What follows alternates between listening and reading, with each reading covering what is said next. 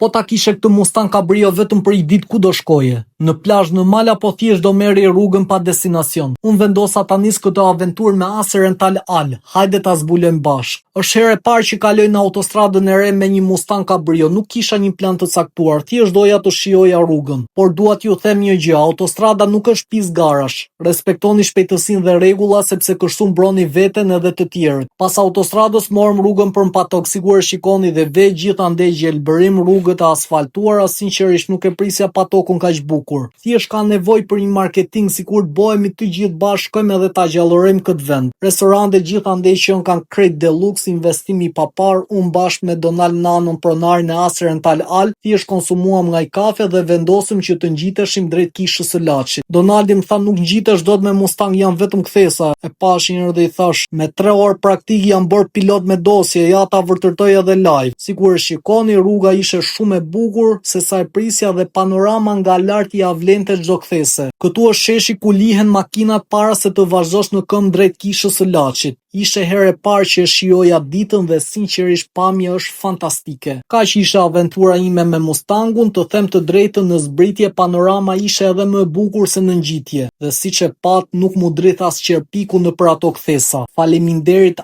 Ace Rental Al për këtë eksperiencë.